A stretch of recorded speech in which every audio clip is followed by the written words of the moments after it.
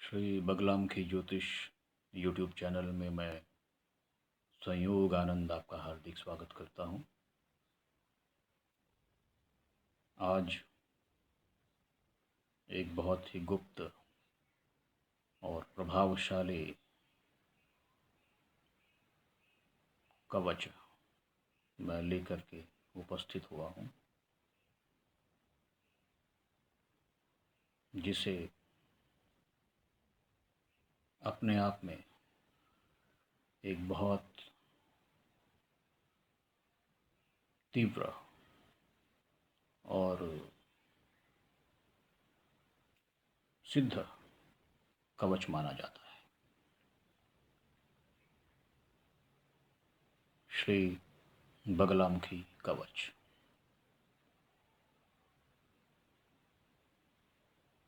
इस कवच का नियमित पाठ करने से आपके भीतर एक सकारात्मक ऊर्जा का संचार होता है। आपका आत्मबल, आपका सेल्फ कॉन्फिडेंस वो बढ़ता है। आपके भीतर की जो नकारात्मक ऊर्जा है, नकारात्मक विचार है, कुंठा है, क्रोध है, अन्य कोई दुर्गुण है, वो सब नष्ट होते हैं।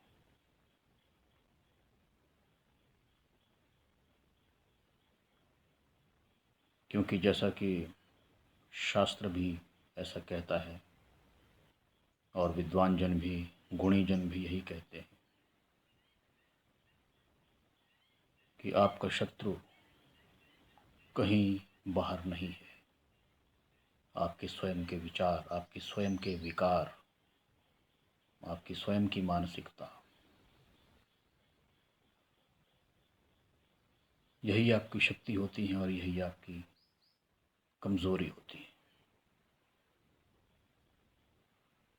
ये आपको निर्णय लेना है कि आप अपने किस गुण को बढ़ाना चाहते हैं। निश्चित तौर पर, निश्चित रूप से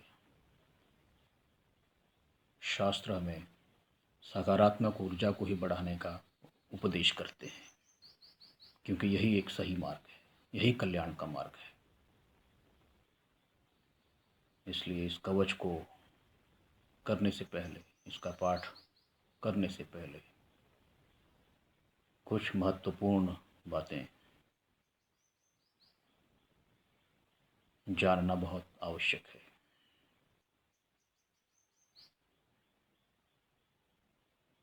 इस कवच का पाठ करने से पहले या करते समय आपका मन शांत होना चाहिए। किसी के प्रति द्वेष का भाव नहीं होना चाहिए। मन निर्मल होना चाहिए, शांत होना चाहिए।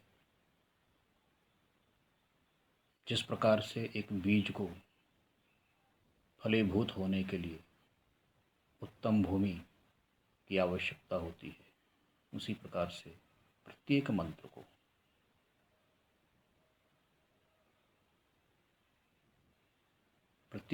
को भी एक ऐसे हृदय की, ऐसे मन की, एक ऐसी चैतन्यता की आवश्यकता होती है जहाँ वो विलय होकर अपना सामर्थ्य, अपना पूर्ण फल प्रदान कर सके।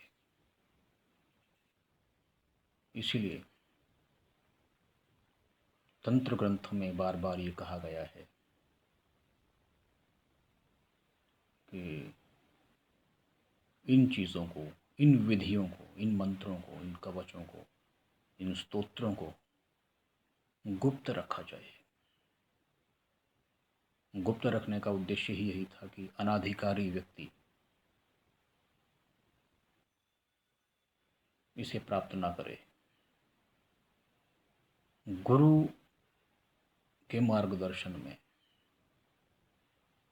सुपात्र व्यक्ति, जिसमें दया, धर्म, परोपकार, क्षमा, ये सब मानवीय गुण हों, उन्हीं को ये विद्या फलीभूत होती है। इसलिए कोई भी व्यक्ति इसका जप करने से पहले अपना मूल्यांकन अवश्य कर लें, क्योंकि कभी कभी ऐसा होता है कि हम किसी दूसरे का अहित करने से पहले अपना अहित कर बैठते हैं। इसलिए बहुत विनम्रता पूर्वक मैं आग्रह करता हूँ कि जो भी नियम हैं उनका पालन करें, उसके उपरांत श्रद्धा से, भाव से माँ जगदम्बा पीताम्बरा की उपासना में प्रवृत्त हों, तभी वो आप पर कृपा करती है। अब हम कवच का पाठ आरंभ करते हैं। कवच से पहले एक विनियोग होता है। जैसा कि मैं पहले वीडियोस में बता चुका हूँ, विनियोग का अर्थ होता है कि प्रत्येक मंत्र या स्तोत्र या कवच में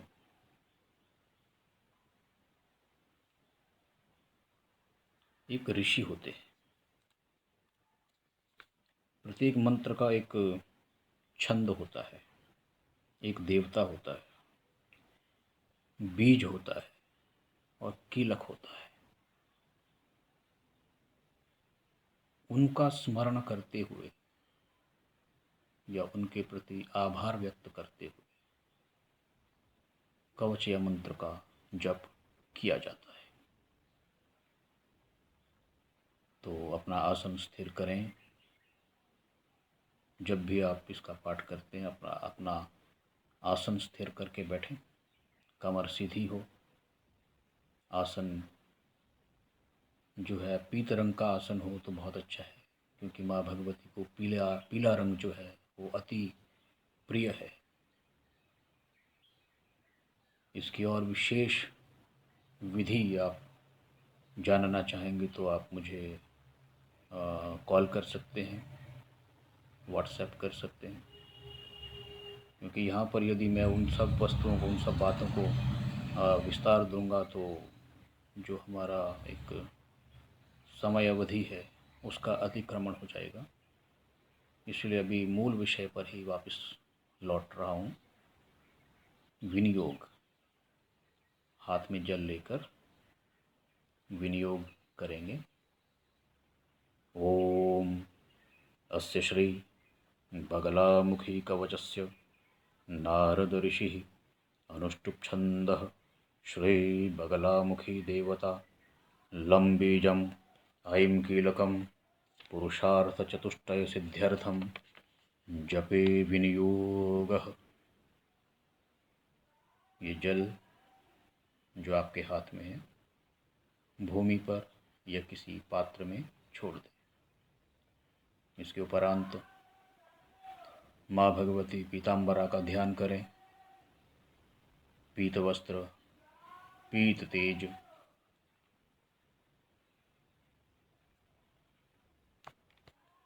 पीत आसन पर, स्वर्ण आसन पर, सोने के सिंहासन पर विराजमान माँ पीताम्बरा, उनका ध्यान करें और उनसे आग्रह करें कि हे माँ,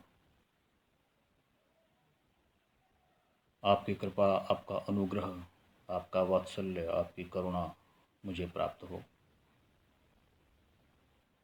ये भाव करते हुए इस कवच का पाठ करें। ओम शिरो में बगला पातु हृदयं एकाक्षरी परा। ओम ह्रीं ओम मे ललाटे च बगला वैरिनाशिनी। गदा हस्ता सदा पातु मुखं मे मोक्षदायिनी। वैरिजिह्वाधरा पातु कंठं मे बगलामुखी। उदरं नाभिदेशे च पातु नित्यं परात्परा। परात्परतरां पातु मम गुह्यं सुरेश्वरी। हस्तौ चैव तथा पादौ पार्वती परिपातु मे। विवादे विषमे घोरे संग्रामे रिपुसंकटे पीताम्बरधरा पातु सर्वांगं शिवनर्तकी श्रीविद्यासमयं पातु मातंगी पूरिता शिवा पातु पुत्रं सुतांश्चैव कलत्रं कालिका मम पातु नित्यं भ्रातरं मे पितरं शूलिनी सदा रन्ध्रे हि बगलादिभ्यः कवचं मन्मुखोदितं न वैदेयमुख्यशिष्याय सर्वसिद्धिप्रदायकं पठनाद्धारणादस्य पूजनाद्वाञ्छितं लभेत् इदं कवचमज्ञात्वा यो जपेत् बगलामुखीम् पिबन्ति शोणितं तस्य योगिन्यः प्राप्य सादराः वश्ये चाकर्षणे चैव मारणं मोहनं तथा महाभये विपत्तौ च पठित्वा पाठयेत्तु यः तस्य सर्वार्थसिद्धिः स्यात् भक्तियुक्तस्य पार्वती। ओम श्री रुद्रयामलतंत्रे बगलामुखी कवचम संपूर्णम। यह बगलामुखी कवच श्री रुद्रयामल तंत्र से लिया गया है। इसमें भगवान शिव ने कहा है,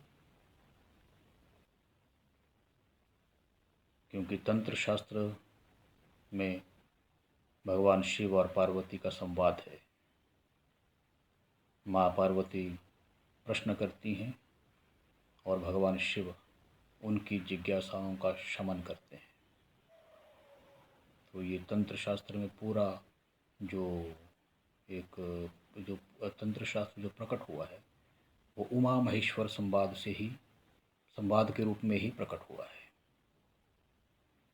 तो भगवान शिव माँ पार्वती से कहते हैं कि हे भैरवी, मेरे मुख से कहे इस बगलामुखी के कवच को किसी अयोग्य अधिकारी को न बताएं, क्योंकि यह कवच समस्त सिद्धियों को देने वाला है।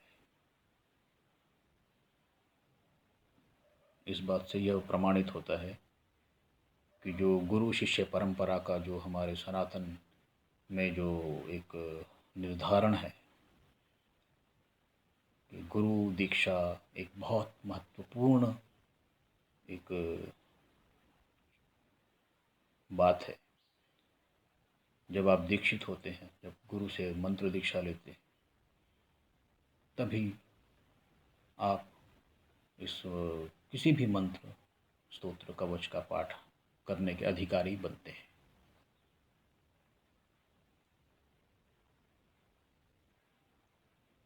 और आगे इसमें कहा गया है कि श्री बगलामुखी कवच को पढ़ने से तथा धारण करने से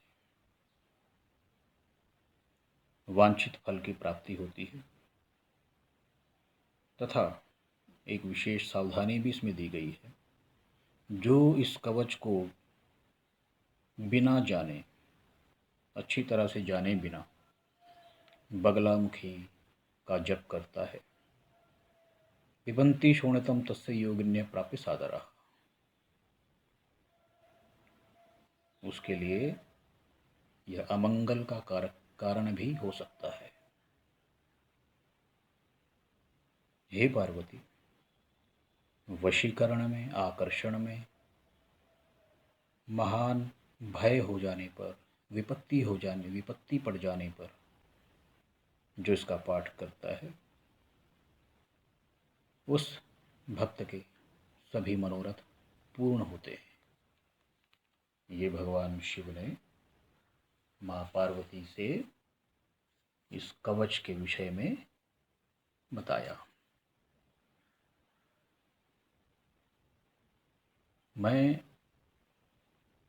अक्सर हमेशा ये बात अपने प्रियजनों से, मिलने वालों से कहता हूँ,